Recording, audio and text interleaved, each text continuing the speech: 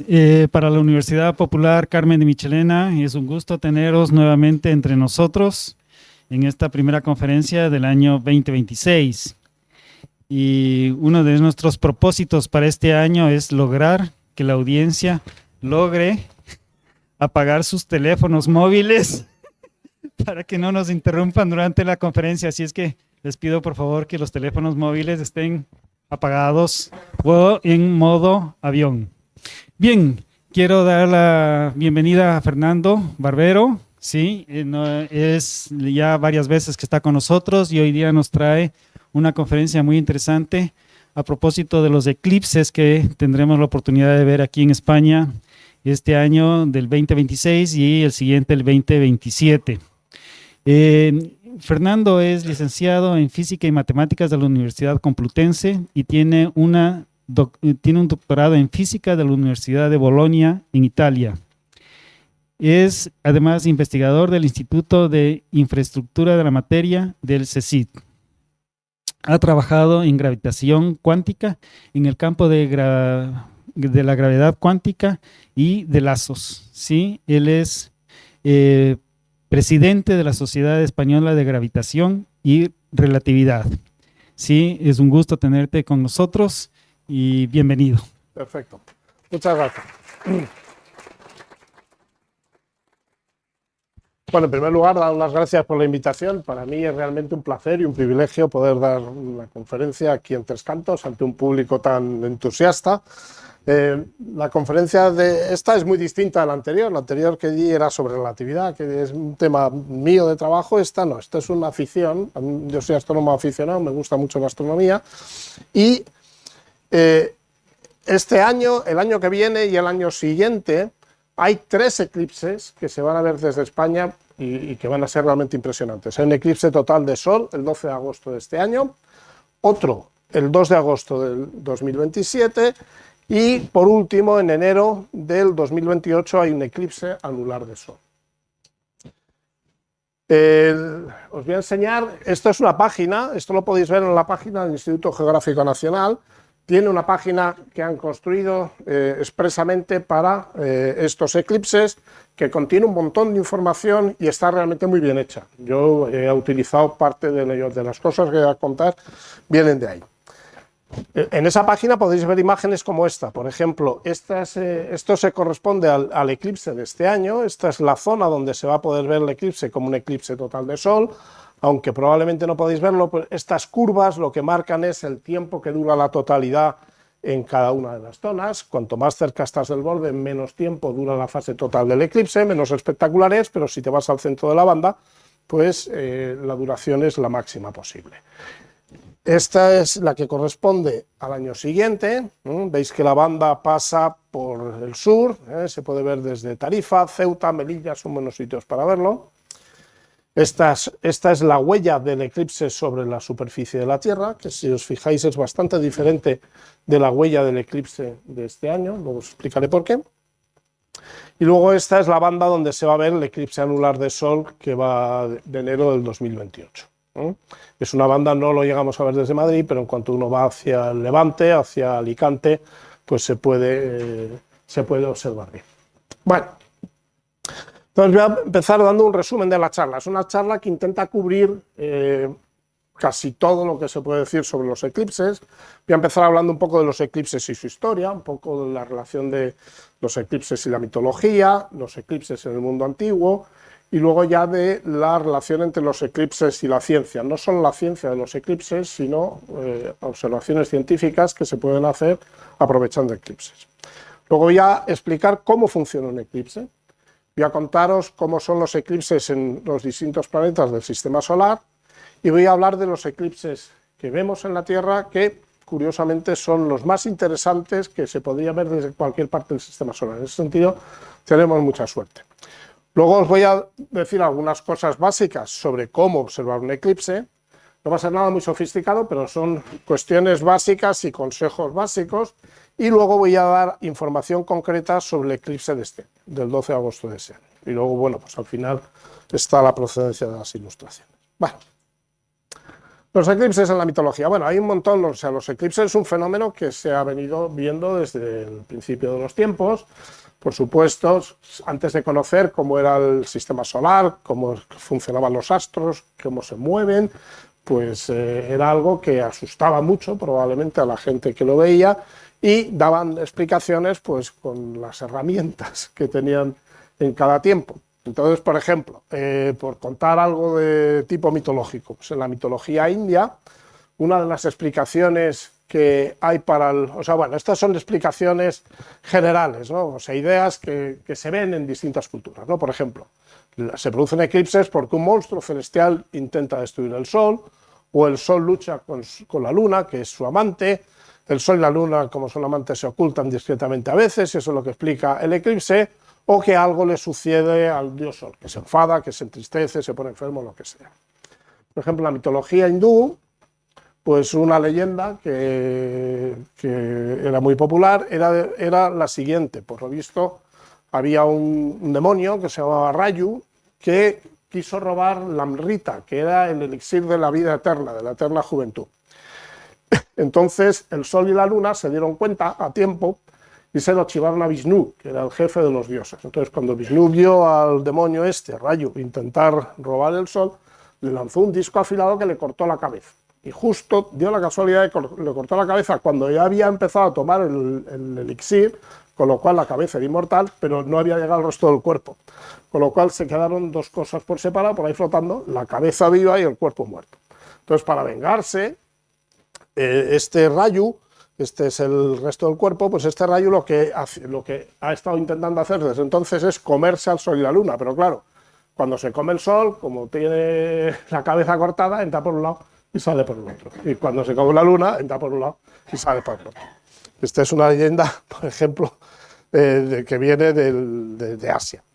En la mitología nórdica, pues también hay historias similares. Por ejemplo, ahí son unos lobos que se llaman Skoll y Hati, que van persiguiendo al Sol, se lo comen, no se lo comen, etcétera, etcétera.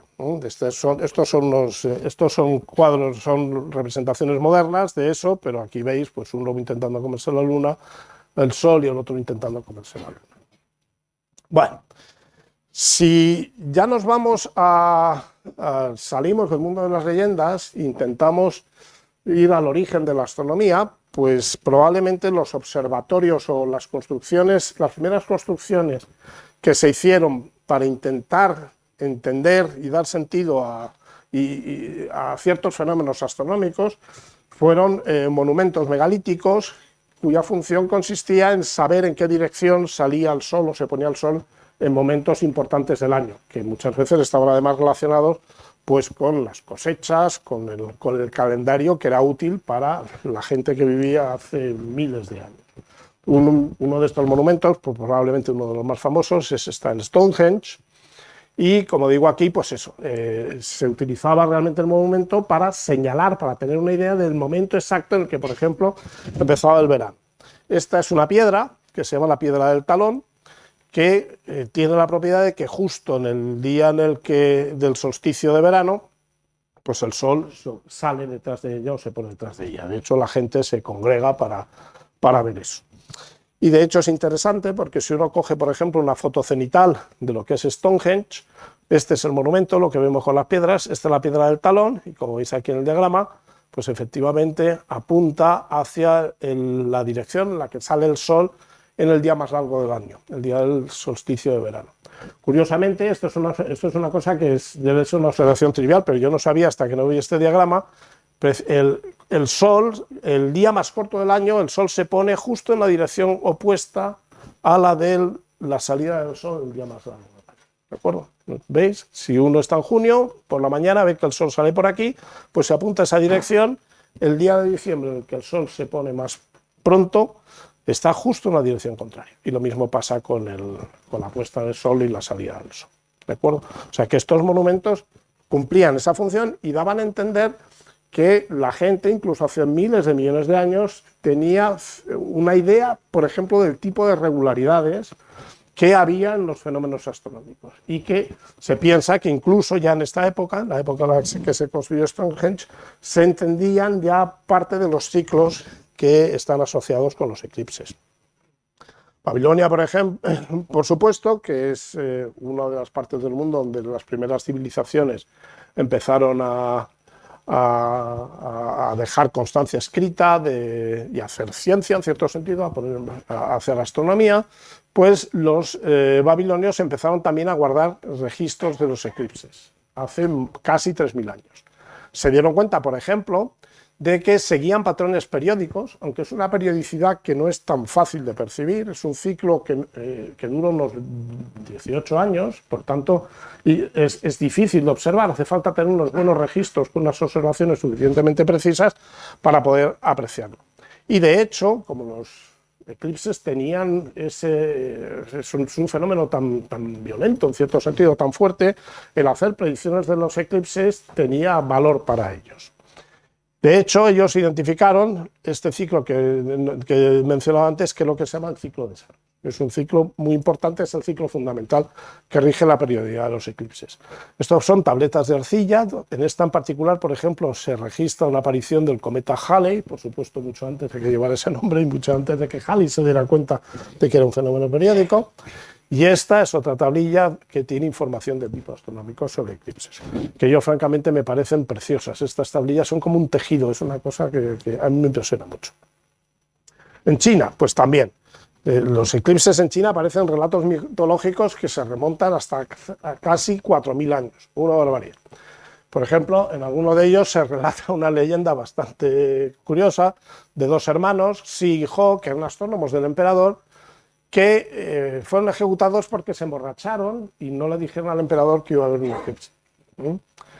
En todo caso, los registros fiables más antiguos que hay de eclipses en China pues son más o menos de la época de los babilonios, y como ellos se dieron cuenta de que había periodicidades que permitían precisamente hacer esas predicciones que le cortaban el pellejo a los astrónomos estos. En América también, en las culturas precolombinas, había observaciones de los eclipses, y aunque no quedan muchos códices, muchos restos escritos de esas culturas, hay algunos, en particular el Códice de Dresde, donde se cuentan un montón de fenómenos astronómicos, y en esta parte de la izquierda se habla de los eclipses y de la periodicidad en su comportamiento. Bueno, y ya para terminar esta parte de los eclipses en el mundo antiguo, un hito, aunque no se tiene una certeza completa de que fuera así, es que en este año, 28 de mayo de 585, antes de Jesucristo, se produjo una batalla entre los lidios y los medos, ¿no?, en Asia Menor. Y de repente, durante la lucha, se produjo un eclipse total de sol. Y como la batalla no estaba decidida, parece ser que se negoció un tratado de paz. Según Heródoto, Tales de Mileto predijo este eclipse. Si eso fuera verdad, este sería el primer acontecimiento histórico del que tenemos una fecha exacta, porque podemos calcular para atrás las fechas de los eclipses y saber exactamente cuándo suceden con una precisión enorme. O sea, esta fecha es la que corresponde al eclipse que se produjo en esta época y que explicaría esta historia de la batalla interrumpida entre los lidios y los medos. Bueno, vamos a pasar ahora entonces a hablar un poco de eclipses y de ciencia. Como he dicho, la descripción de los ciclos de los eclipses están entre las predicciones más importantes y los logros más notables de la astronomía antigua, porque, insisto, no son nada fáciles de apreciar. Por otras razones, porque primero, no son fenómenos tan frecuentes. Segundo, el que si yo vivo en un sitio, yo puedo ver un eclipse, pero para poder ver un eclipse similar tiene que pasar una cantidad de tiempo enorme. Entonces, si no hay un registro muy bueno, y además ese registro no se cuida y no se sabe que existe, es imposible apreciar esa periodicidad. Ninguno de nosotros, o sea, yo he visto en mi vida, pues a lo mejor, yo qué sé, media docena de eclipses. Recuerdo el primero que vi, estaba yo en el colegio, vivía en Madrid y debió de ser en febrero del 71. De hecho, la fecha no la apunté en su momento, pero yendo para atrás, pues es fácil de buscar. A mí me sacaron de clase y con un cristal ahumado, que es una cosa que no se debe hacer en ningún caso, me pusieron a ver el eclipse. Menos mal que como éramos muchos, pues ahí pasábamos 10 segundos y ya está. Y yo, de los eclipses que puedo decir que he visto, no he percibido ninguna periodicidad. O sea, eso lo he aprendido luego. No es algo que se vea con tanta facilidad. Antes he dicho que hay una ciencia en los eclipses, que es esto que tiene que ver con su comportamiento, pero también han servido para hacer estudios científicos independientes del hecho de que el Sol o la Luna tape o sea, la Luna tape al Sol o cosas de ese tipo. Por ejemplo, históricamente los eclipses se han utilizado para estudiar el Sol. Si hay un eclipse total de Sol, se pueden ver las capas externas del Sol, que como son mucho menos brillantes que la parte iluminada que vemos, la fotosfera en condiciones normales son inobservables, por un problema de contraste. Mientras que si se tapa la parte brillante del Sol, entonces de repente esas zonas sí se ven. Vamos a enseñarle alguna imagen. Por ejemplo, se puede observar la corona solar, que es muy impresionante, es una de las cosas que se puede ver a simple vista durante un eclipse total de Sol, pero también se puede ver, por ejemplo, lo que se llama la cromosfera, que es la parte externa donde se pueden ver protuberancias solares, que tiene además un color, se llama cromosfera, porque no tiene el color blanco del Sol, sino que realmente tiene color rojizo. Pero hay otras cosas, por ejemplo, observando eclipses, observando ocultaciones de Io, que es un satélite de Júpiter, por Júpiter, un astrónomo danés, Ola Rømer, dedujo que la luz se propaga a velocidad finita, que desde el punto de vista científico es una de las observaciones más trascendentes de toda la historia. Y de hecho, y esto claro, esto tiene que ver con mi campo de trabajo, mediante la observación de un eclipse total de Sol se obtuvo evidencia muy fuerte en favor de la relatividad general, que es la teoría relativista de la gravedad. Esta es una imagen de un eclipse total de Sol. Esto que se ve aquí fuera, que parece que es como algodón, es lo que se llama la corona solar. Veis que tiene una estructura interesante, es como filamentosa. Pero aquí se ve otra zona que tiene cierto color rojizo, que es lo que se llama la cromosfera, que está justo encima de lo que es la fotosfera, que es la superficie, lo que nosotros identificamos como la superficie iluminada del Sol. Esta de aquí es una imagen históricamente muy famosa. Esta es la imagen del eclipse que fueron a observar Eddington y el astrónomo real británico. Este es un eclipse que se podía ver desde Brasil hasta el Golfo de Guinea. Entonces mandaron dos expediciones, una a un sitio de Brasil que además se llama Sobral y otra a la isla del Príncipe, que forma parte de Santo Tomé y Príncipe, en el Golfo de Guinea, para ver cómo desviaba el Sol los rayos procedentes de estrellas lejanas. Entonces, en esta imagen se ve lo que es la Luna, la corona solar. Y esto que se ve aquí, esos dos puntitos que están marcados con dos líneas, son dos estrellas de las que se determinó la posición con mucha precisión durante el eclipse para luego compararla con la posición cuando no estaba el Sol en esa zona del cielo. Y entonces se pudo comprobar que la desviación de los rayos de luz procedentes de las estrellas por el Sol se correspondía con la predicción que hacía la teoría de Einstein, la relatividad general, y no con la predicción que hacía la teoría de la gravitación de Newton. Entonces esta es una imagen de una trascendencia histórica enorme. Bueno, y esto es una imagen moderna, esto es un observatorio en Chile, y esto es simplemente una foto compuesta en la que se ve cómo va procediendo un eclipse hasta la fase de totalidad, y luego sigue. En esta imagen es el observatorio, lo que tiene que ver con la ciencia y lo que nos da o sea, la imagen es preciosa porque veis que la atmósfera está súper limpia. Aquí claro, esto está en el desierto en Chile, como es una zona muy seca y es un lugar perfecto para hacer observaciones.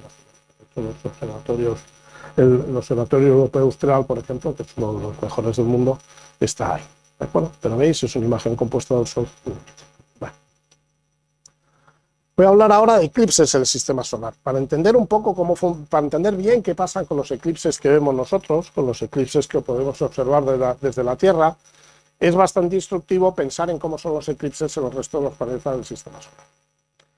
Entonces, en el sistema solar se producen eclipses en todos los planetas que tienen satélites. Y hay casos en los que los eclipses tienen un comportamiento muy sencillo, pero hay otros en los que no. El factor más relevante por lo que respecta a la periodicidad de los eclipses es la inclinación que hay entre el plano que contiene la órbita del planeta. Todos los planetas giran alrededor del Sol esencialmente en el mismo plano, y el plano en el que se mueven los satélites, que normalmente es perpendicular al eje del planeta. Entonces hay situaciones muy simples, por ejemplo, que luego lo voy a contar. Si el eje del planeta es prácticamente perpendicular al plano de la órbita, los eclipses son tiene una periodicidad muy simple, muy fácil de entender. Si el plano está inclinado, si el plano está muy inclinado, y hay algún caso, como enseñaré ahora, de planetas que tienen el eje prácticamente tumbado, contenido en el plano orbital, en ese caso los eclipses son más complicados. Y las situaciones intermedias, como lo que pasa con la Tierra y la Luna, la situación es aún más compleja. ¿De acuerdo? Otra cosa que influye mucho es la distancia del planeta al Sol, y podéis entender fácilmente por qué. Si yo estoy relativamente cerca del Sol, la imagen del Sol es grande, pero si me voy muy lejos, según me voy alejando del Sol, si me voy a Neptuno, que está 35 veces más lejos del Sol que la Tierra, el tamaño angular que va a tener el Sol va a ser 35 veces menor. En lugar de ser un disco claramente que se puede distinguir a simple vista, pues no es es como una estrella gorda, es como la imagen de Venus en un atardecer. ¿De acuerdo?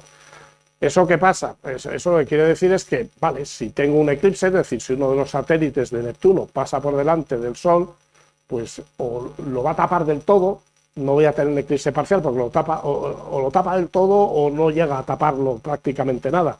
Y lo normal es que, dependiendo de la distancia del satélite, o simplemente lo cubre completamente, dejo de ver el Sol y no veo nada más, no veo la corona solar ni veo nada más, o si es un satélite más pequeño, pues es que ni siquiera veo. O sea, la distancia influye mucho.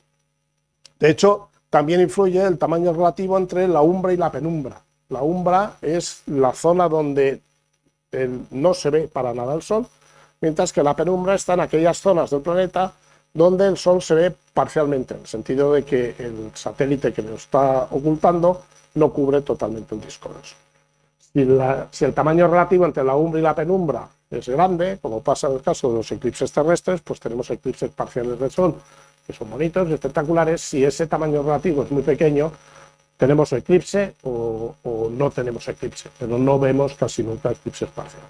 ¿De acuerdo? Y, como he dicho ya varias veces, nosotros tenemos la suerte de que los eclipses más interesantes se produzcan en la Tierra, e intentaré explicar por qué en el resto de la charla. Bueno, esto es una animación de un eclipse, de dos eclipses vistos desde la superficie de Marte. Este es el Sol, este es Deimos, que es el satélite exterior de Marte, y este es Phobos, que es el satélite más cercano a la superficie. Estas son películas que están tomadas por uno de estos rovers que están andando por la superficie de Marte, y veis cómo es el eclipse. Como los satélites son pequeñísimos, porque miden de unas decenas de kilómetros y están bastante cerca de la superficie del planeta, pues cuando pasan por delante del Sol no lo cubren del todo. De hecho, por ejemplo, se aprecia la forma irregular que tienen los dos, tanto en el caso de Deimos como en el caso de Phobos. Entonces, bueno, estos eclipses son interesantes, evidentemente, pero no son terriblemente espectaculares, ¿no? En particular los de Deimos, pues bueno, son un puntito delante y ya está. Phobos es más interesante porque como tiene una forma así de patata, pues se puede apreciar bien cómo es el satélite. ¿De acuerdo? O sea, esos serían eclipses en Marte. En Júpiter los eclipses son bastante predecibles, y aquí he puesto una imagen de un eclipse, este es la sombra de Ganímedes, que es el satélite más grande del sistema solar, por supuesto de Júpiter, que da la casualidad de que cae justo en la Gran Mancha. Y aquí puedo hacer una observación que he hecho antes. Si os fijáis, aquí solo se ve una zona del Sol. Es decir, si uno ve una foto de un eclipse solar desde fuera de la Tierra, cuando uno mira lo que pasa en la superficie, hay una zona que está muy oscura. Esa es la zona desde la que cuando el eclipse es total no vemos nada del Sol, pero luego alrededor hay una zona donde el Sol se ve parcialmente, que tiene una forma de anillo que es bastante amplio, que es lo que se llama la penumbra. Como Júpiter está 8 veces más lejos del Sol que la Tierra, el tamaño del Sol es mucho más pequeño, y entonces cuando el satélite se pone delante, pues no da lugar a esa penumbra. Es una penumbra muy pequeña que en esta foto prácticamente ni se aprecia. Una cosa que pasa con Júpiter es que es un ejemplo de planeta en el que los eclipses son fácilmente predecibles, porque, como he dicho antes, su eje de rotación es prácticamente perpendicular al plano del sistema solar, el plano en el que se mueven los planetas. Esto es una imagen de Saturno. La inclinación de Saturno es más o menos como la de la Tierra, 20 y tantos grados, con lo cual los eclipses en el sentido son más interesantes. Aquí se ve un eclipse del satélite principal de Saturno, que es Titán, que fijaos que deja la sombra casi en el polo norte. De hecho, si uno se fija bien en la imagen, en realidad hay dos. Aquí hay otro eclipse, que es de un satélite mucho más pequeño, que es Mimas, que deja también la sombra aquí en la superficie del planeta. Un ejercicio interesante es, sabiendo cuál es el tamaño de los anillos de Saturno, identificar cuál es el satélite. Tarea para casa. Pero bueno, en Saturno, claro, fijaos lo que decía antes de la inclinación, y es la razón por la que he puesto esta imagen. Cuando el eje está inclinado lo suficiente, puede pasar que la sombra no llegue a pegar con el planeta. Aquí está dando casi en el polo norte. Si la inclinación fuera un poquito mayor, es decir, en otra época del año saturniano, esta sombra se pasaría por encima y no se apreciaría. De hecho, eso pasa en los eclipses terrestres. En Júpiter, uno tiene, como todos los satélites giran al mismo plano, uno simplemente espera el tiempo que tarda el satélite en dar la vuelta alrededor del planeta y tiene un eclipse. En el caso de Saturno, por ejemplo, en el caso de la Tierra, eso no pasa. Y es debido a la inclinación. Y es debido a esto que os estoy poniendo aquí. Como está inclinado el eje y el plano de los satélites es perpendicular al plano del eje, pues este satélite puede estar lo suficientemente arriba como para que la sombra no llegue a chocar contra el planeta y pase de largo. Este es Urano, que es un caso extremo de planeta que tiene un eje de rotación inclinado. El eje de rotación está prácticamente contenido en el plano del sistema solar, y esto lo que hace es que durante ciertas épocas del año de Urano uno ve los polos a los lados, pero en otras épocas ve los polos en perpendicular. Luego voy a enseñar una animación sobre eso. Entonces, hay épocas en las que hay eclipses y hay épocas muy largas en las que no hay ninguno, porque los satélites se están haciendo así. Es decir, el Sol está allí, pero los satélites no se interponen, sino que están dando vueltas en la dirección que es perpendicular. Esto es Neptuno. Esto es una imagen también de un eclipse, de la sombra que produce este satélite, que se llama espina, sobre la superficie de Neptuno. Neptuno tiene una inclinación relativamente pequeña, pero no es como Júpiter. Le pasa un poco lo que le pasa a la Tierra y lo que le pasa a Saturno, y por eso podemos tener eclipses que se ven relativamente cerca del polo. Si os fijáis, aquí se ven unas bandas que son para las... Entonces, como he dicho, resumiendo, ¿cuándo se producen los eclipses más simples? Pues los eclipses más simples se producen cuando el plano en el que se mueven los satélites coincide con el plano de la órbita del planeta alrededor del Sol. ¿De acuerdo? Si el planeta está bastante lejos del Sol y el tamaño angular del satélite es muy pequeño, entonces casi todos los eclipses son totales y la penumbra es pequeña. Y, como he dicho, un ejemplo de esto es Júpiter. La observación, y ahora viene la siguiente transparencia, aquí vuelvo a contar la historia de Euler Roemer, porque este es el diagrama que aparece en el trabajo original de Roemer sobre la velocidad de la luz, y el diagrama realmente sirve muy bien para explicar lo que pasa con los eclipses. Fijaos, esto es el Sol. Esta circunferencia de aquí es la órbita de la Tierra, que está contenida en el plano del sistema solar. Júpiter está aquí y se mueve en una órbita que está también contenida en el mismo plano. Y esta es la órbita de un satélite, de Io, que también está contenido en el mismo plano. Entonces, ¿qué pasa? Que claro, cuando el satélite gira alrededor del Sol, cada vez que pasa por aquí, pues desde Júpiter se va a ver el satélite y el Sol. Se interpone cada vez que da la vuelta. Y eso lo va a hacer en cada punto de la órbita. ¿De acuerdo? El hecho de que está todo en el mismo plano es lo que hace que sea perfectamente predecible. Este señor es una roca. Y ahora, ¿cuál es el extremo contrario? Bueno, pues el extremo contrario, como os he dicho, es Urano. Esta es una animación de cómo se ve Urano desde el Sol según va pasando el tiempo. Un tiempo que en este caso es un cuarto de año uraniano, que son como 20 años. ¿De acuerdo? Entonces lo pongo otra vez. Si os fijáis, hay una época en la que desde el Sol se ve el polo y se ven los anillos de Urano, ¿no?, que marcan el plano de los satélites de Urano. Pero hay otras épocas en las que los anillos, o sea, lo que es el plano en el que se mueven los satélites, está también alineado con el Sol. En esas épocas hay eclipses en Urano, pero en cuanto pasa esa época, ya no hay. Y como el año en Urano dura mucho, porque dura como 80 años, pues eso quiere decir que uno tiene eclipses durante un periodo de a lo mejor unos pocos años y luego hasta 40 años después no vuelve a tener una época de eclipses en Urano. Hay que tener en cuenta y esto es importante para entender la mecánica, y luego voy a enseñar qué pasa con los eclipses terrestres, que cuando un planeta gira alrededor del Sol, su eje de giro se desplaza paralelamente a sí mismo. Entonces, si esto fuera, por ejemplo, Saturno, y este es el eje de giro de Saturno y mi mano es el Sol, cuando Saturno gira alrededor del Sol, el eje se desplaza paralelamente, no va haciendo así, ¿no?, sino que desplaza siempre paralelamente. ¿De acuerdo? Por eso hay épocas en las que los eclipses fallan, como estaba a punto de pasar en la imagen que he puesto, y otras en las que.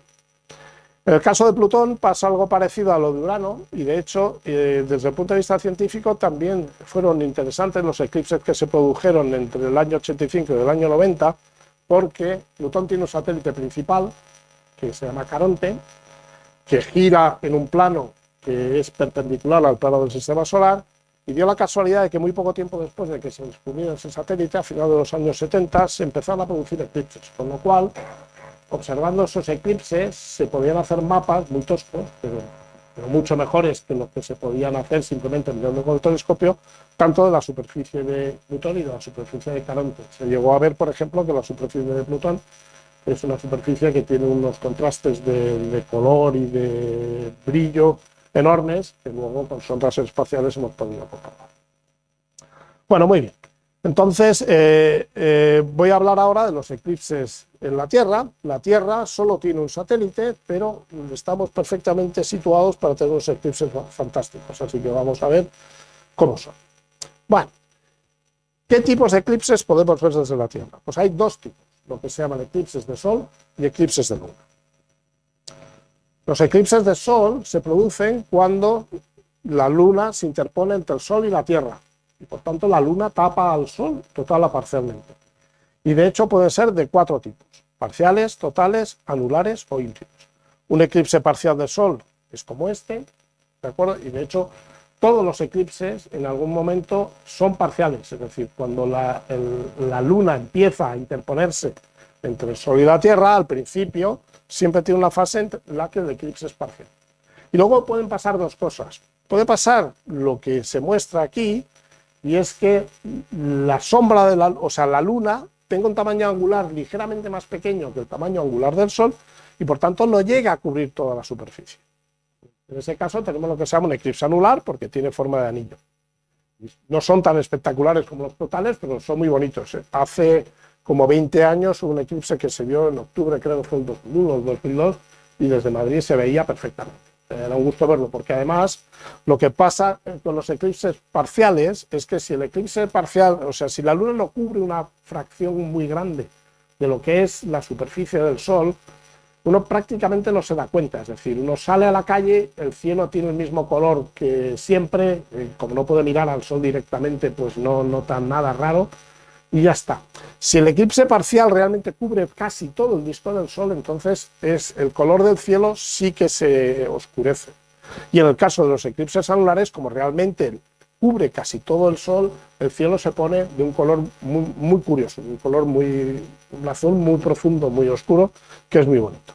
Y este es un eclipse total. Esta es la misma imagen que he puesto antes. Un eclipse total sucede cuando el tamaño angular de la Luna es ligeramente mayor que el tamaño angular del disco del Sol, y por tanto lo puede cubrir completamente.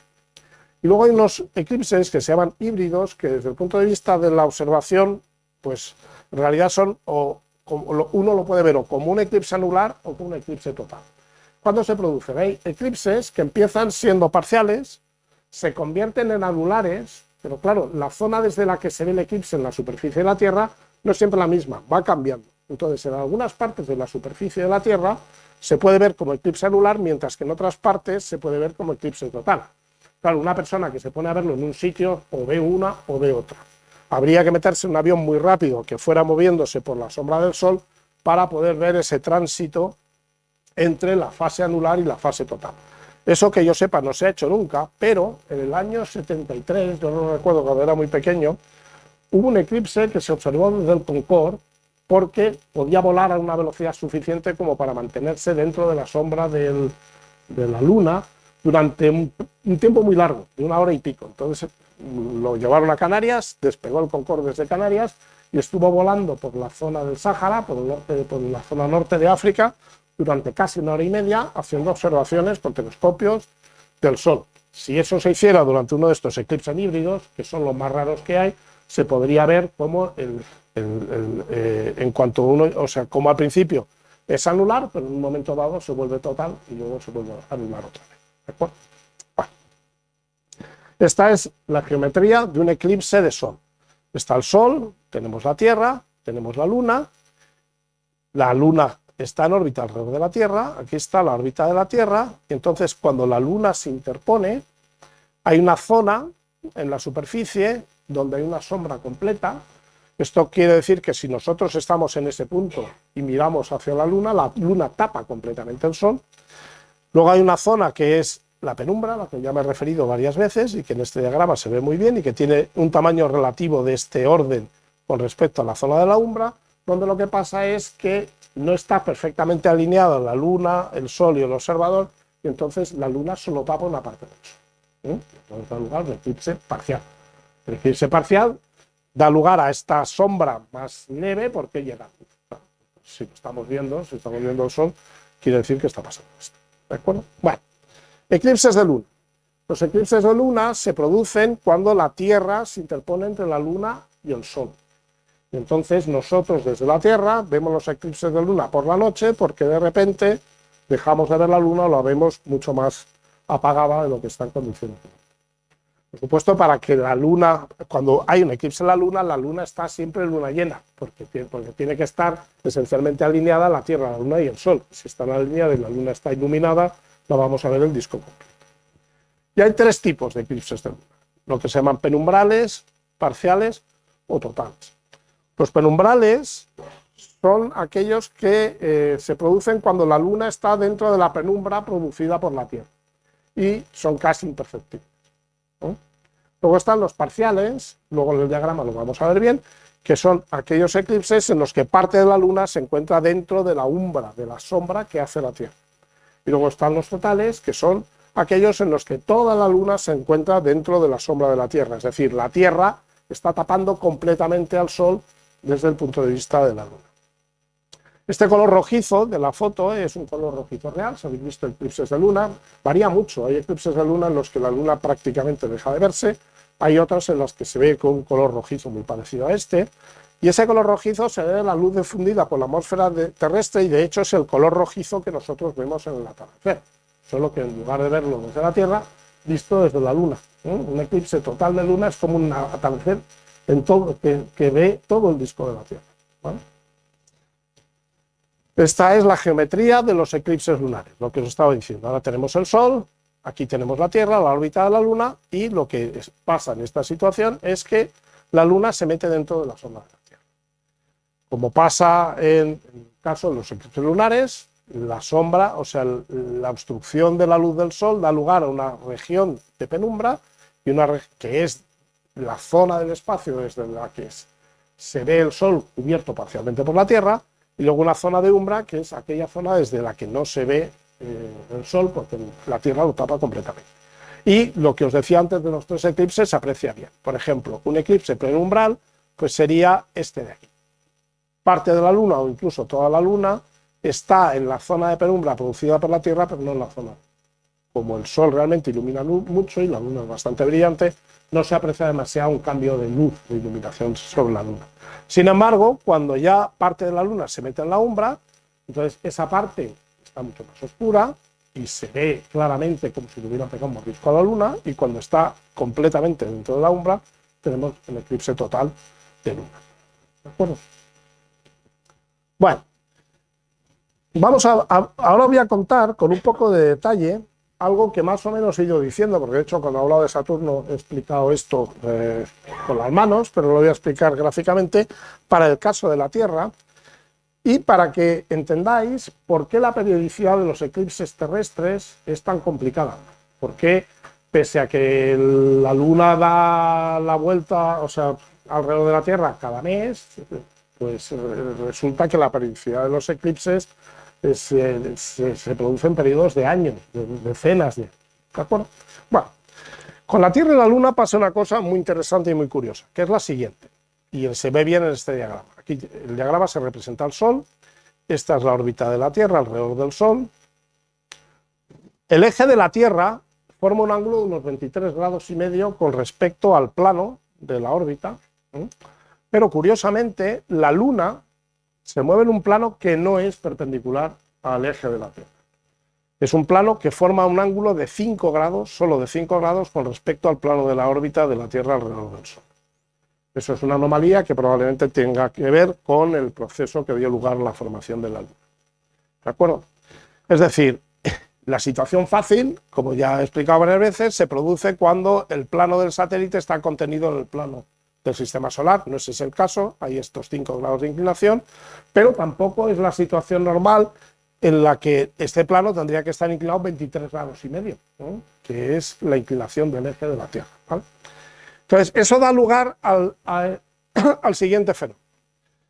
Si estamos, por ejemplo, en este punto de la órbita, en el que la órbita de la Luna corta el plano del sistema solar en una línea que pasa por el Sol, que es lo que se llama la línea de los nodos, estos puntos de intersección de la órbita de la Luna con el plano de la eclíptica, el plano del sistema solar, se llaman nodos.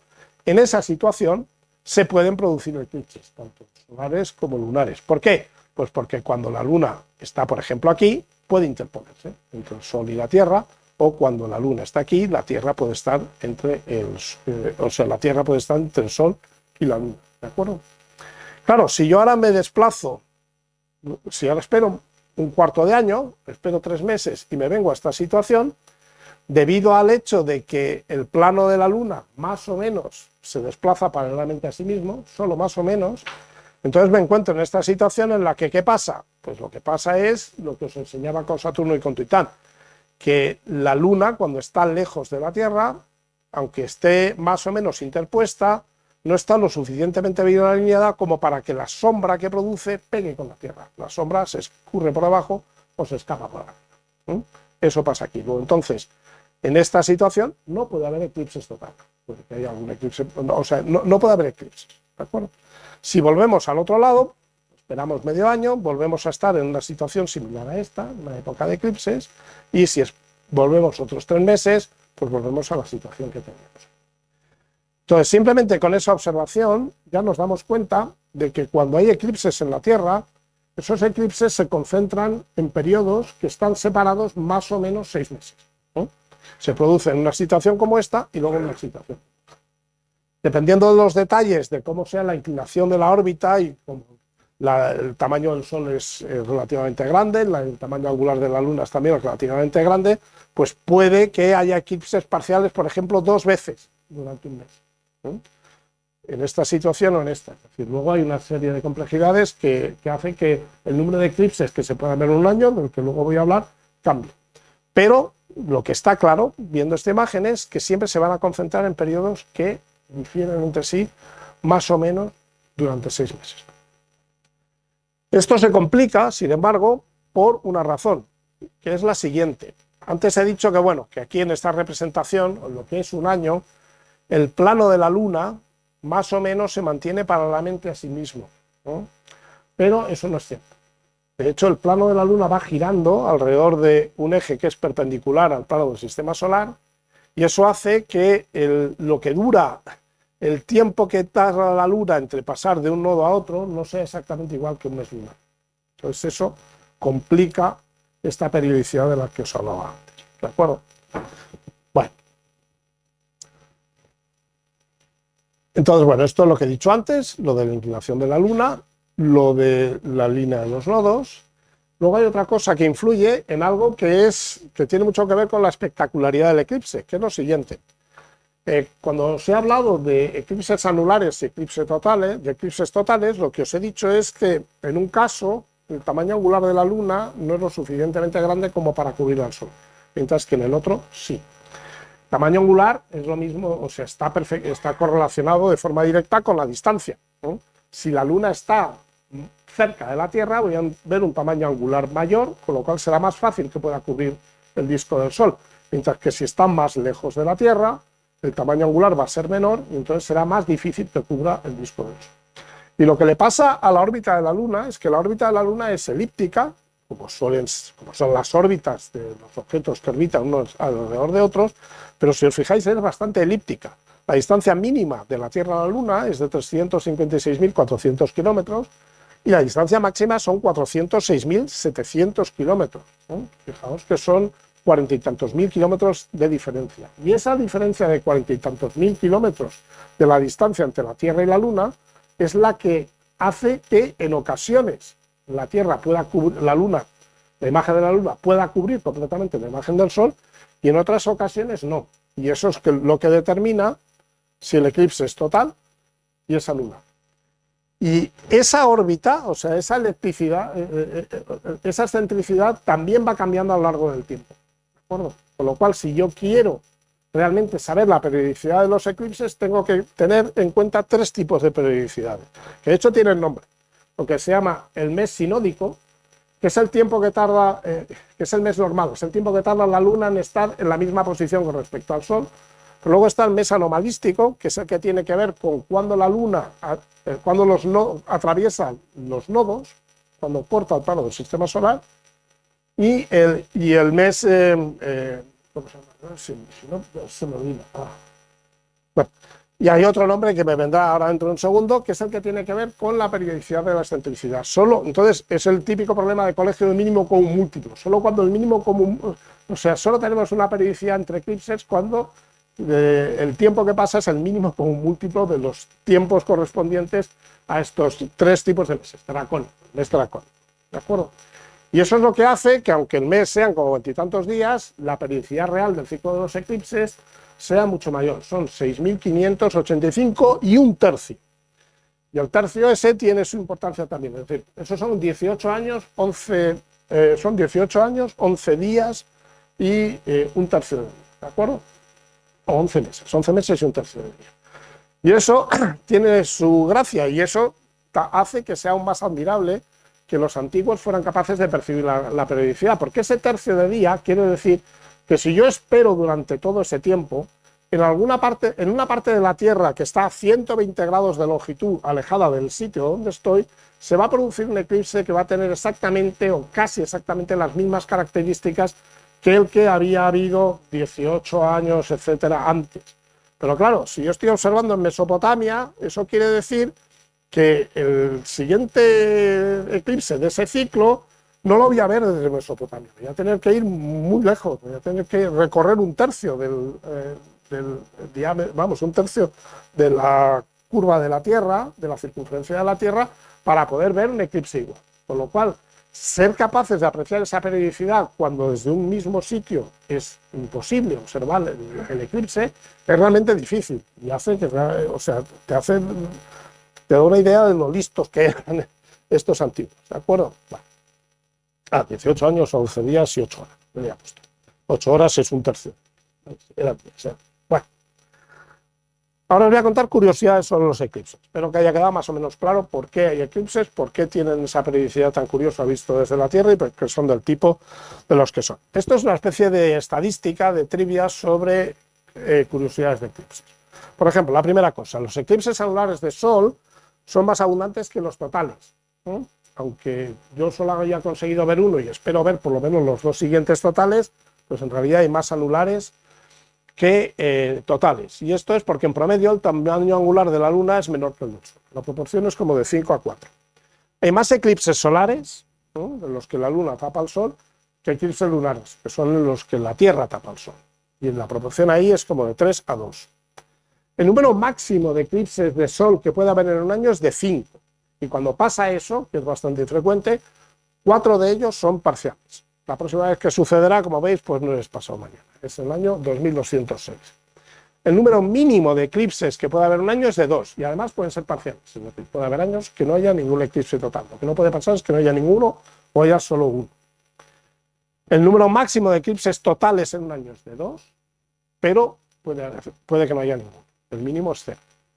Si sumamos el número de eclipses solares y lunares en un año, puede haber hasta 7, ¿de acuerdo? Y pueden ser 4 solares y 3 lunares o 5 solares y 2 lunares.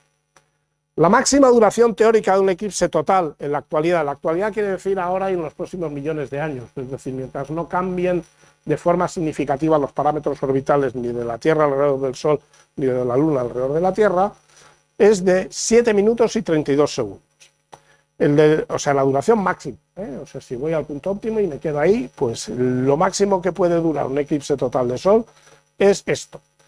El del año que viene no va a durar, o sea, no va a durar mucho, en particular lo que vemos en España. Sin embargo, el del 2 de agosto del 27 es bastante decente, tiene una duración máxima de 6 minutos y 23 segundos. Lo que pasa es que para verlo con esa duración hay que irse a una zona que está entre la frontera de Egipto y Sudán, que creo que no es lo más recomendable del mundo. Los eclipses de larga duración se concentran alrededor del 4 de julio, que es el momento en el que la Tierra está más alejada del Sol. El momento en el que la Tierra está más cerca del Sol es el 4 de enero, que es un poco contraintuitivo. En el hemisferio norte estamos en invierno y sin embargo es cuando la Tierra está más cerca del Sol. Bueno, pues lo contrario sucede el 4 de julio, que creo que es por lo que en Estados Unidos lo celebran con fuegos artificiales. La Tierra se aleja la Luna se aleja de la Tierra, se aleja una cantidad que no es enorme, pero que se ha medido con bastante precisión, casi 4 centímetros al año. Eso quiere decir que en unos 1000 millones de años dejaremos de tener eclipses totales. La Luna estará, no creo que estemos ninguno para verlo, pero la Luna estará ya lo suficientemente lejos de la Tierra como para que su tamaño angular sea siempre más pequeño que el del Sol. Entonces dejaremos de verlo. Luego una estadística curiosa, y es que solo una de cada 50.000 personas ha visto un eclipse total de Sol. Así que a ver si tenemos suerte y podemos ver los de los años que vienen. Bueno, observación de un eclipse. Primer consejo, que es el consejo que nos hartaremos de oír de aquí hasta el verano. Nunca mirar directamente al Sol. Hace falta utilizar gafas especiales. No son una cosa muy cara, pero hay que buscarlas con un poco de cuidado para que no le den a uno gato por liebre. Lo de coger un vidrio y poner una vela y ahumarlo con una vela es una barbaridad, porque pasa radiación infrarroja, te puedes quemar el ojo. Unas gafas de sol normales no sirven, hay que tener un cuidado enorme. Lo único que sirve son o gafas especiales para eclipses, que son fáciles de conseguir, o un vidrio de soldador. El vidrio de soldador, aquello tapa, aquello protege perfectamente de la radiación. Entonces, nunca mirar directamente al Sol. Sin embargo, hay formas muy tontas y muy fáciles de ver un eclipse, por ejemplo, por proyección. Uno puede hacer la proyección, pues, por ejemplo, aquí con una raqueta, y si os fijáis, pues los agujeritos de la raqueta no se ven como circulares, sino se ven ahí como medias lunas, en realidad medios soles, ¿vale? Y de hecho, si uno se va a una zona donde hay árboles y uno mira la sombra del follaje, pues se ve perfectamente. Cuando el eclipse, sobre todo, es un eclipse suficientemente, cuando la luna tapa suficientemente al Sol, se ve así como unos cuernecitos. Además, claro, son todos apuntan a la misma dirección, todos son paralelos, es precioso. Si tenéis la oportunidad de... Bueno, y de hecho, si el eclipse funciona bien, si no tenemos nubes, eso también se va a poder ver, porque claro, según se va cubriendo el Sol, la zona que se va viendo del Sol tiende a tener una forma cada vez más de off, y entonces si uno se pone en la sombra de un árbol o uno proyecta con cualquier cosa, prácticamente, pues se ve en el suelo perfectamente esas imágenes. Eso sí que lo he visto y es espectacular. De hecho, si uno quiere hacer una foto de un eclipse, uno puede recurrir a un procedimiento pedestrísimo, pero que funciona perfectamente. El último eclipse parcial de Sol que se vio desde aquí, desde Madrid, fue el año pasado, fue como en marzo. Y de hecho yo estaba en Aranjuez, habíamos ido a dar un paseo por Aranjuez y tal, y de repente me enteré, yo ni siquiera estaba muy pendiente porque el eclipse parcial, bueno, tampoco muy espectacular, no estaba muy pendiente, pero del WhatsApp de un observatorio que tenemos en el Consejo para hacer cosas de divulgación, otra de las personas que lo opera, mandó en el WhatsApp, en el grupo de WhatsApp, una foto. Y entonces dije, hay un eclipse del Sol, no lo estamos viendo y tal. Pero había que buscar una forma improvisada de verlo. Y mi forma improvisada de ver el eclipse es por proyección. Y eso se hace de la siguiente manera. Uno saca un ticket de la gasolinera, ¿no?, que lleva en el bolsillo. Entonces tiene que hacer un agujero, ¿no? La mejor forma de hacer el agujero en el ticket es doblarlo en 4 partes, no en 2. Se dobla en 4, así, con los dedos, porque uno normalmente no lleva unas tijeras ahí cuando está en medio de la nada, hace un agujerito, ¿no?, corta un agujerillo así, a ver que no lo corta bien, así. Y entonces, en realidad, cuando uno extiende el papel, tiene 2, ¿vale? Lo bueno de hacer dos agujeros en un papel muy fino es que si ahora los superponemos y doblamos un poco el papel y lo torcemos, podemos conseguir regular el tamaño del agujero, ¿de acuerdo? Para que sea lo suficientemente grande como para que deje pasar suficiente luz del sol, pero no tan grande como para que la imagen sea muy borrosa. Entonces uno hace eso con el ticket, coge un pañuelo de papel, le pide a la persona acompañante, en este caso mi mujer, que coja el móvil y hace la foto, ¿no? Entonces aquí lo que estamos viendo es la forma del borde del ticket, el pañuelo de papel y la imagen del sol, donde se ve perfectamente que falta un cachillo que es lo que se estaba comiendo la luz, ¿de acuerdo? Es una observación súper simple, ¿eh? Y es una forma perfectamente segura de observar al sol. De hecho, si uno se pone las gafas esas de ver al sol, lo único que ve es una imagen como esta, de color como amarillento sobre un fondo negro. O sea, tampoco es que... Y así por lo menos uno puede hacer la foto sin arriesgarse a hacerse daño, a quedarse ciego ni a cargarse la cámara, ¿vale? Bueno, el eclipse del año de este año, ¿no? Vamos a hablar ahora, vamos a terminar con el eclipse de este año. Esta es una imagen de la trayectoria que sigue el eclipse, la zona en la que el eclipse es total y la zona en la que el eclipse es parcial sobre la superficie de la Tierra, ¿no? Veis que es una foto que está tomada prácticamente viendo el polo norte. El eclipse empieza en Siberia, ¿no? Casi en el extremo oriente. La sombra, esto es por la mañana, ¿eh? La sombra va viniendo por aquí, por aquí, por aquí, por aquí, recorre la costa de Groenlandia, pasa por Islandia y luego llega hasta la península ibérica, ¿vale? Donde lo podemos ver como a las 8:30 de la tarde, ¿de acuerdo? Claro, si os fijáis, la forma de la sombra es diferente. Aquí es muy alargada, aquí es muy alargada. Esto es porque es el atardecer y el amanecer, es decir, el cono de sombra es casi tangente a la superficie de la Tierra, por eso es muy alargada, mientras que cuando es cuando el ángulo es suficientemente grande, entonces es de forma limpia. Si os acordáis, cuando he puesto las primeras transparencias, cuando he puesto las imágenes que vieron en la página del Observatorio Astronómico Nacional del eclipse de este año, del año que viene y el otro, a la izquierda venía dibujada la forma de la sombra. Y en el caso del eclipse de este año era como muy alargada, ¿no? Entra por Galicia, ahora os voy a enseñar en detalle cómo es, mientras que el eclipse del año 27, el que se va a ver en Cádiz y en Melilla y en Ceuta y tal, en el sur, es mucho más elíptica, ¿no? Bueno, la parte elíptica es como esto, es cuando el sol está alto sobre el horizonte, y esta parte es cuando el sol está bajo sobre el horizonte. Bueno, esto es una animación de cómo es la sombra de la Tierra cuando entra en la península ibérica, ¿eh? He puesto Madrid, Huesca, Lerma. Huesca está en el borde más al norte, en el que se puede ver Madrid, y Lerma está más o menos en el centro de la zona de donde es uno de los sitios donde dura más, ¿eh? Y la duración máxima no es mucha, es 1 minuto y medio, ¿de acuerdo? Y veis que la sombra es muy alargada. Bueno, como estamos en Tres Cantos, me he hecho la animación para el caso de Tres Cantos y Madrid, y es muy graciosa porque no llega a Madrid. Lo pongo otra vez. Parece que va a llegar, parece que va a llegar, pero se escurre, ¿vale? De hecho, yo no recomiendo verlo desde Tres Cantos porque durará 20 segundos, no va a durar nada, pero si estáis aquí y miráis hacia el oeste, se puede ver.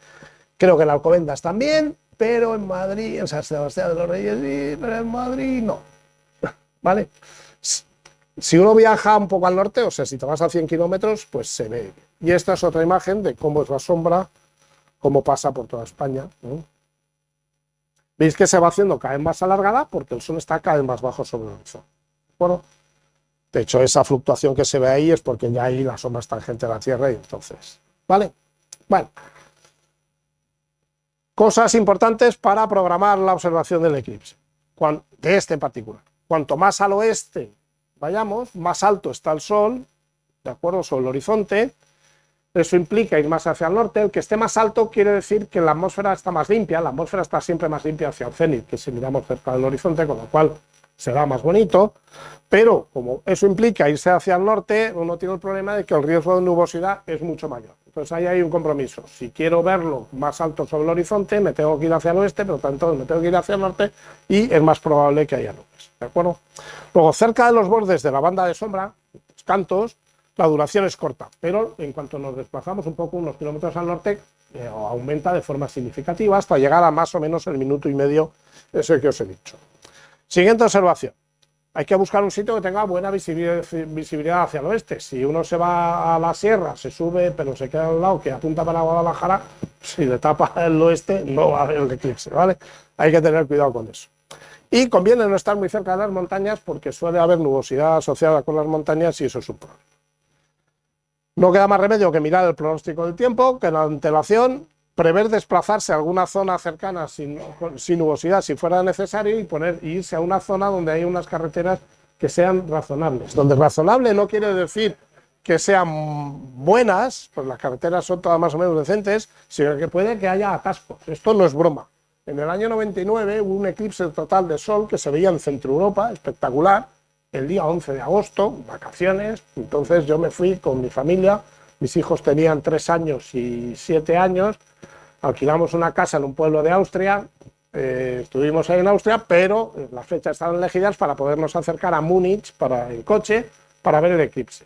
Salimos con tiempo, yo salgo siempre con tiempo y llego pronto a los sitios. Bueno, pues ahí salimos con mucho tiempo. Casi no llegamos a ver el eclipse porque había un atasco en el centro de Europa que era descomunal. Había atasco de gente que iba desde Italia, de gente que venía, o sea, por todas partes. Un atasco horrible, de hecho. Llegamos y cuando llegamos se nubló y no conseguimos verlo. Es verdad que gente que estaba, por ejemplo, más hacia el este, en el extremo de Austria, lo consiguió ver. Un hermano mío se fue a Salzburgo y él sí lo vio.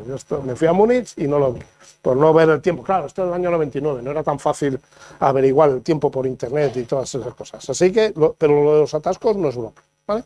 Bueno, en la página esta que os he dicho del Observatorio Geográfico Nacional, de la que tomé las primeras imágenes, hay unos mapas estupendos donde, por ejemplo, te dicen cuál es la nubosidad media en agosto. Entonces, en este diagrama, que es para el eclipse de este año, esta es la banda donde se puede ver el eclipse total y ya veis cómo está la cosa. Entonces, si uno se va a Asturias, pues el eclipse es más alto, está más alto sobre el horizonte, pero la probabilidad de nubosidad es alta, es como el 50%. Probablemente la zona óptima es por ahí, en Palencia. Lerma está un poquito por aquí, hay alguna zona por Soria que también tiene una nubosidad bastante baja. Entonces, pues por aquí está bastante bien, ¿no? Pero irse al norte tiene ese riesgo. Entonces, sabiendo esto, con la información que da el mapa, que no deja de ser una estadística, hay que tener cuidado con ello, y luego mirando el tiempo con antelación, pues si no sucede ninguna desgracia extraña, pues mala de ser que en esta zona por aquí no vaya a haber un sitio donde se pueda ver el eclipse en condiciones. La propia página web te permite sacar un montón de información. Esto es Lerma, y una de las cosas que te da aquí en esta columna que aparece a la izquierda, que es muy fácil acceder desde la página, es un montón de información. La hora exacta a la que empieza el eclipse parcial, la hora exacta a la que empieza el eclipse total, cuánto dura el eclipse total, qué inclinación tiene sobre el horizonte la línea de visión hacia la Luna. ¿De acuerdo? Entonces, si lo consultáis, si vais a ir a algún sitio, lo ponéis, es decir, aquí arriba se pone el nombre del sitio, Lerma Burgos, y te da un diagrama no solo de cómo es la zona, de la topografía, sino si se puede ver hacia el oeste bien o no. Es decir, tiene un montón de información que es muy fácil de entender. Y esto es una imagen que he generado con un programa de observatorio de cuál es, de cómo se ve el eclipse, es decir, la altura. O sea, si uno mira hacia el oeste, pues la altura más o menos del eclipse sobre el horizonte va a ser esta, no mucho, porque es relativamente cerca del atardecer, pero aparece también, por ejemplo, cosas que se ven. Se ve que Júpiter está por ahí, que esto es Venus, que está por aquí, porque cuando realmente se produce el eclipse total, el cielo está lo suficientemente oscuro como para poder ver estrellas y poder ver los planetas que se puedan ver. Y la luna, o no ver la luna está ahí, ¿no? Nadie va a buscar la luna por otro lado, la luna está ahí en medio haciéndole sombras. Entonces, consejos, estos son consejos que son elucubraciones mías, porque yo nunca he visto un eclipse total de sol. Pero bueno, son los que yo quiero, lo que yo pienso hacer. Primero, durante la fase parcial, ver las imágenes del sol por proyección, la sombra de los árboles, y bueno, si me llegan las gafas que he pedido para ver los eclipses, pues con las gafas para ver los eclipses. Pero si no, el método de proyección de la sombra de los árboles es espectacular, ¿de acuerdo?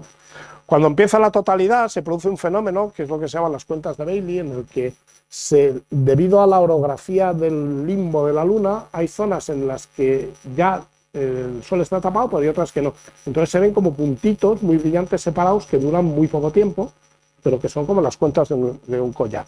Eso lleva el nombre de un astrónomo. Este señor era un financiero que luego fundó la Sociedad Astronómica Inglesa y la financió y de hecho hizo un trabajo astronómico muy serio. Bien. La fase total del Sol dura poco, dura 1 minuto y medio, con lo cual yo no voy a complicar la vida haciendo fotos. Tampoco es que sea un fotógrafo consumado ni nada. Entonces no lo voy a intentar. El peligro de eso es que te lías ahí, como algo no funcione, has perdido 45 segundos y ya te has perdido el eclipse. Entonces luego no pienso hacer fotos. Habrá millones en internet de alguien que sepa cómo hacerlo y que se arriesgue. La corona solar. La corona solar durante la fase de totalidad completa es perfectamente segura verla a simple vista. Es decir, en el momento en que no se ve luz del sol directa, uno puede ver la corona solar. En el momento en que acaba el eclipse, pues ya ve que empieza a brillar, ya uno deja de mirar y ya está. Es de las cosas más espectaculares. Mirad el resto del cielo, en particular los planetas que se ven, Venus y Júpiter, las estrellas más brillantes que se ven también. Mirad hacia el horizonte.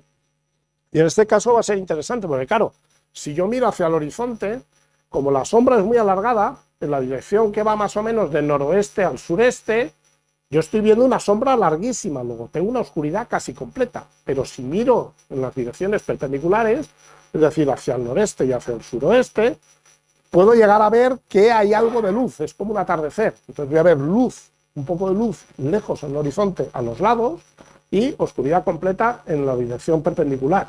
Y no solo eso, sino que claro, como habéis visto cómo se mueve la sombra, pues eso va cambiando, es decir, en el momento en que ya el eclipse está cambiando, si miro hacia uno de los lados veo que aquello se ilumina más, hasta que se ilumina del todo. Es una observación geométrica, pero bueno. Y hay cosas como, por ejemplo, que dicen que es muy interesante, que es observar el comportamiento de los animales, incluso de las personas, que durante la fase total del eclipse debe ser bastante curioso. Y bueno, y con esto también. Muchas gracias. Y estas son las imágenes. Gracias. Muchas gracias, Fernando. Realmente ha sido un gusto escucharte. ¿Sí? Hemos disfrutado un montón y ahora vamos a pasar a la ronda de las preguntas. Si alguien tiene una pregunta, por favor, levantar el brazo. Y antes de ello, pues quiero agradecer a nuestros compañeros de filmación y de audio y que después lo suben esta conferencia a internet y así podemos disfrutarla también en otro momento. Por favor. Gracias. Realmente tengo una pregunta y una curiosidad. Es realmente curioso que en la Tierra los eclipses totales de Sol, bien sean anulares o totales, qué casualidad que la Luna tape el Sol. Es una casualidad, ¿verdad? Es una casualidad absoluta. No hay ninguna razón física de ningún tipo para que explique por qué el tamaño angular de la Luna visto desde la Tierra hoy es prácticamente el mismo que el del Sol. Sí, porque hay dos tamaños, dependiendo de la distancia que la Luna esté de la Tierra, pero... Claro. Pero estamos que lo tapa el sol. Claro, y de hecho es más casualidad aún el que además esté justo en la frontera, es decir, que puedas tener eclipses anulares, porque tener solo eclipses totales, eso pasa en los planetas exteriores. En cuanto el Sol es suficientemente pequeño, si tú tienes un satélite que está muy cerca, cuando pasa por delante lo tapa entero. Pero que dé la casualidad de que pueda taparlo entero o no taparlo entero, y que además con una imagen del Sol grande, porque también en algún satélite de Saturno me parece que pasa que puede haber eclipses totales o anulares, pero claro, el tamaño del Sol es muchísimo más pequeño, entonces es mucho menos espectacular. La Tierra es lo más espectacular posible, porque Venus y Mercurio no tienen satélites. Sí. Y ahora la pregunta, ¿existen eclipses entre planetas? Sí, eso es una buena pregunta. Eso normalmente se llaman tránsitos, y de hecho, en los tránsitos, por ejemplo, desde la Tierra se pueden ver dos tipos de tránsitos, los de Venus y los de Mercurio, es decir, uno puede ver el Sol y puede ver pasar Mercurio por delante del Sol. Se ve un puntito, o sea, el Mercurio está justo entre el Sol y la Tierra. Y lo que pasa es que se ve, como el tamaño angular de Mercurio es visto desde la Tierra, es muchísimo más pequeño que el del Sol, se ve solo un puntito. Se ven también tránsitos de Venus, como Venus es más grande que Mercurio y está más cerca de la Tierra, se ve un poquito mejor. De hecho, tránsitos de Venus se pudieron ver a principios de siglo. Hubo dos tránsitos que subieron un periodo de 10 años, creo que un periodo de 10 años, y yo conseguí, de hecho, ver uno de ellos con mi telescopio. Los tránsitos de Venus, entonces, bueno, Si uno ve, pues ve la imagen del Sol, pues, ve alguna mancha solar y ve el disco de Venus como va pasando por delante. El disco se percibe como tal disco. Desde un punto de vista científico, los tránsitos de Venus fueron muy importantes porque permitieron determinar con precisión la distancia de la Tierra al Sol por trigonometría. Eso es lo que, entonces, claro, durante mucho tiempo no se tenía se tenía una idea razonable de los tamaños relativos de las órbitas de los planetas en el sistema solar, porque es lado las leyes de Kepler, pero el tamaño absoluto se conocía bastante mal. De hecho, por ejemplo, la velocidad de la luz que determinó Remer, como en esa época no se conocía bien el tamaño del sistema solar, tenía un error de un 30%. Pero, observando tránsitos de Venus desde distintas partes de la Tierra y midiendo con mucho cuidado la duración del tránsito y tal, se puede, no es un problema terriblemente difícil de geometría, se puede determinar con mucha precisión la distancia de la Tierra al Sol. Entonces, esos eclipses de planetas no solo existen, sino que además son muy importantes, muy interesantes.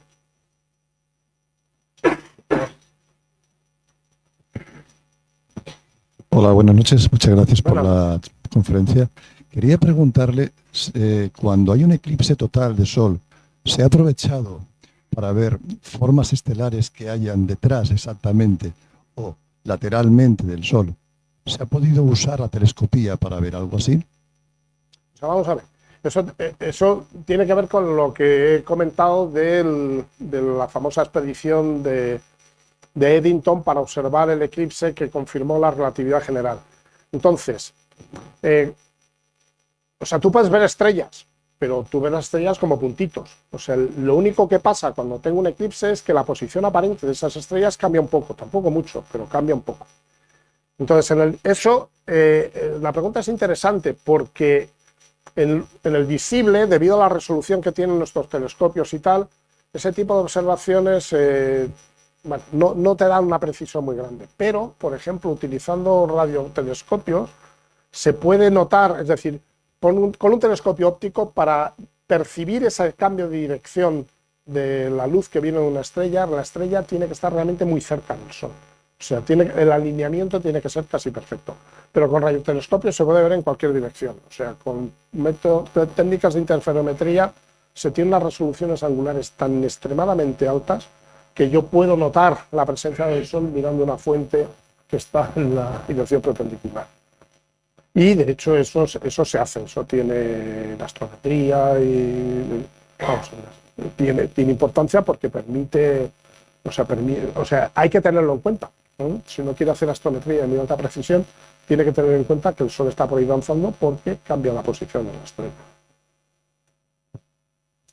¿Alguna otra pregunta, por favor?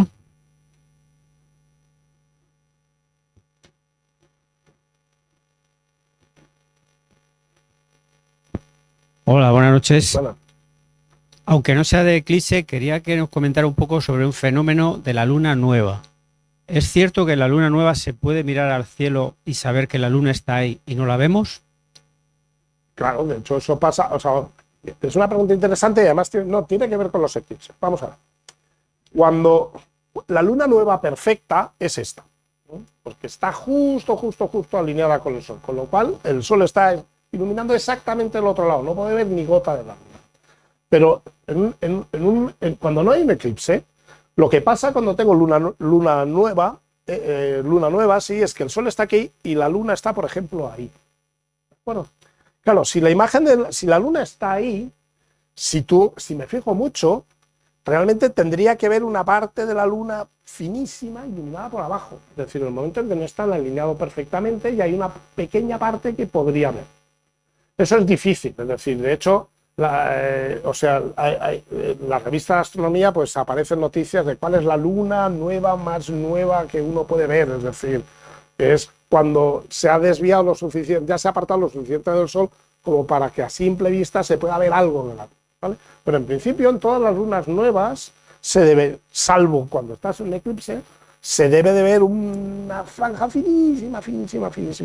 Y supongo que si lo miras con un telescopio céntrico, seguro que se ve. Lo que pasa es que, claro, la observación no es fácil, porque la distancia angular, la separación angular entre la Luna y el Sol siempre va a ser baja, con lo cual la luz del Sol te va a estar estorbando casi siempre. Te tienes que esperar a que el Sol se haya puesto, y entonces miras tan cerca del horizonte que la luz residual que tienes del atardecer y tal probablemente te impide ver. ¿Vale? Pero si no tuviéramos atmósfera, entonces siempre, salvo que hubiera un eclipse, siempre se vería una cosa muy finita, media luna y muy finita. O sea, pero por la noche no se puede. No, por la noche no se puede ver por lo que te estoy diciendo, porque claro, tú la luna nueva la ves cuando está muy cerca del sol, porque tiene que estar prácticamente alineada con el sol. Entonces, claro, cuando el sol se pone, que es cuando es de noche, la luna se pone muy poco tiempo después. Y durante el poco rato en el que el sol se ha puesto y la luna está por encima del horizonte, la luz residual que tienes del horizonte no te deja ver nada. ¿Vale? Y en todo caso verías eso, como una media circunferencia muy finita. Sí, ese último comentario que has hecho del comportamiento de los animales y de las personas con los eclipses, hay algo científico. Hay gente que llora. Esto me lo han contado, yo no me ha pasado, pero... Y los animales se desorientan completamente porque se hace de noche en un momento en que no. Entonces ves que los animales se inquietan y tal, las personas lloran, algunos. Debe de ser súper impresionante, ¿eh? O sea, yo tengo unas expectativas muy... O sea, yo toda la gente con la que he hablado, que ha visto un eclipse total, dice lo mismo. Que es una experiencia única que no se puede describir con palabras, es decir, que hay que vivirla, ¿no? ¿Alguna persona más? Amalia. No puede ser una tontería. Me comentaba una compañera que cuando era pequeña, un eclipse que vio ella, las gallinas ya tenían gallinas y las gallinas empezaron a corretear como locas. Sí. Fue una cosa curiosa y se le quedó grabadísimo. Y eso que aquí en España eclipses totales de sol, o sea, no he mirado la estadística así de forma exhaustiva, pero por ejemplo en Segovia, que yo soy de Segovia, el último eclipse total de sol fue a principios del siglo XX.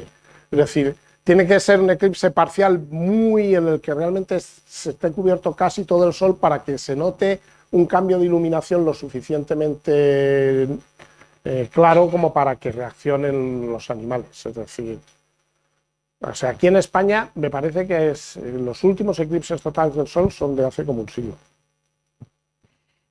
Pero puede ser un eclipse parcial o anular lo suficientemente. Anulares sí hay, y ese sí que lo he visto, y el cielo oscurece mucho. Entonces eso puede ser suficiente. Lo que pasa es que yo estaba en la calle de Serrano y no había gallinas, entonces no tenía forma de hacer la observación. Pero probablemente con el nivel de oscuridad que se produce en el eclipse anular, y eso sí que son relativos, eso sí que ha habido alguno, sí que lo noten los animales. Sí. En algunas películas hemos visto que cuando murió Jesucristo, que hubo un eclipse de sol. ¿Eso científicamente está documentado? Bueno, vamos a ver, tú lo que puedes hacer es, o sea, tú puedes determinar cuándo se produjeron y dónde se vieron todos los eclipses hacia el pasado que quieras. Es decir, se conoce con las órbitas del Sol, la Luna, todo con una precisión lo suficiente como para hacer esas determinaciones con errores de segundos.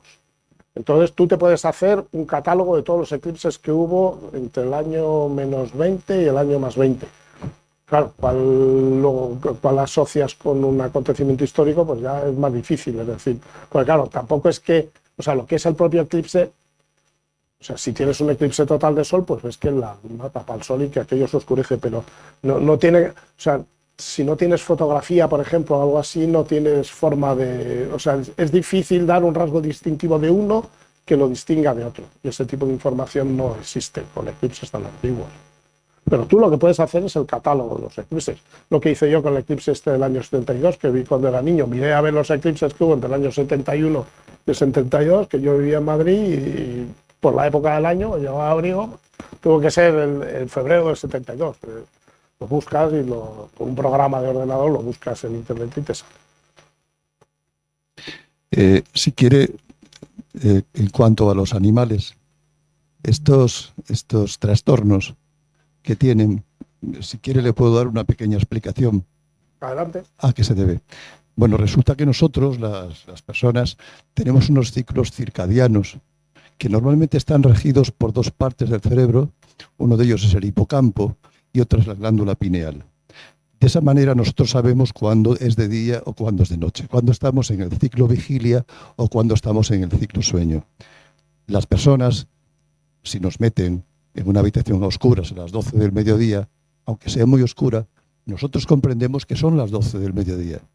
Pero porque tenemos una serie de artefactos, una serie de elementos que nos dicen, además sabemos por otros elementos de la conciencia, que son las 12, que no se ha hecho de noche.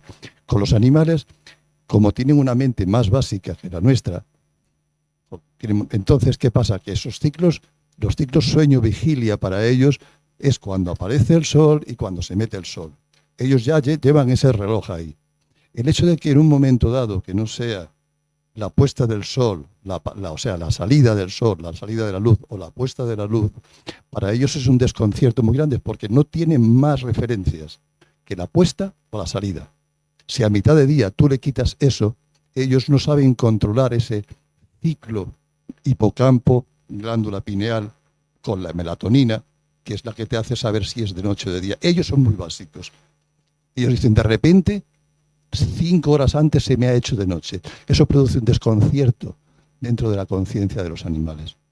Y en las personas que están trastornadas, que tienen trastornos mentales, que también tenían exacerbaciones cuando venían los eclipses de sol, es parecido a lo mismo. Ellos también tienen un defecto en el ciclo vigilia-sueño.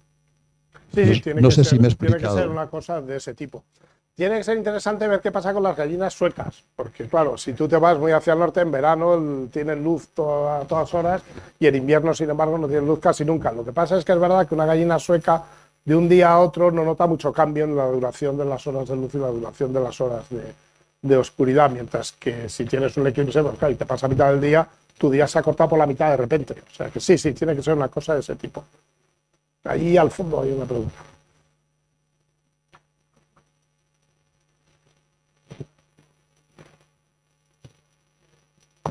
No, solamente un comentario. A raíz de lo que ha comentado sobre ver si puede coincidir o no.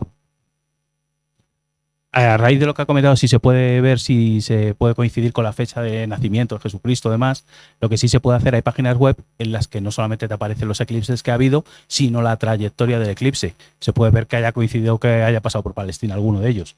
Sí, claro, por supuesto. Esa información, o sea, cuando digo información sobre eclipses, es información completa en el sentido de cómo es la huella, la trayectoria del eclipse sobre la superficie de la Tierra. Esta es la trayectoria del eclipse del eclipse de este año sobre la superficie de la Tierra. Esto está hecho con un programa de cálculo simbólico por ordenador. Pones cualquier eclipse, por ejemplo, una cosa que no he puesto aquí en la charla, pero que pondré en una versión más moderna. Uno puede mirar cuál es el eclipse que corresponde al siguiente del ciclo de Saros de este. 18 años, 11 días y un tercio. Y entonces se ve más o menos lo mismo, solo que en lugar de pasar por aquí, pues uno tiene que irse 120 grados para allá. Se ve la trayectoria, o sea, se puede calcular con una precisión de un segundo o una cosa así, cuándo el eclipse va a ser total en cada punto de la superficie de la Tierra. Sí, esa información está y además si no la calculas con el ordenador. Yo lo he hecho de la misma manera que he hecho yo estas animaciones. Estas animaciones las he hecho yo con un programa de ordenador de cálculo simbólico que te genera y te puede, o sea, la precisión con la que te lo calcula el programa es como de un segundo. O sea, si quiero saber en qué segundo exacto se empieza el eclipse en Tres Cantos, lo puedo hacer. O sea, esa es información que es fácilmente accesible. Sí. Sin embargo, hay que hacer un ajuste del calendario. El calendario que tenemos ahora es de la época del Papa Gregorio. Sí, y claro, antes habían otros calendarios, entonces siempre hay que ajustar eso. No, por supuesto. O sea, eso uno lo tiene que tener en cuenta. Pero claro, el propio calendario es una cosa relativamente moderna. O sea, que uno puede calcular con el calendario moderno la fecha del eclipse de Tales de Mileto, pero claro, tiene que tener en cuenta. Claro. Sí. Un paseo por la vida entre la ciencia y el arte de Carlos Billones es la próxima charla que tendremos el 15 de enero. Queremos agradecerte infinitamente, Fernando, por tu presentación. Ha estado muy interesante y quiero llamar a nuestra presidenta, que tenemos un pequeño detalle para ti. Gracias. Y muchas gracias. Muchísimas gracias.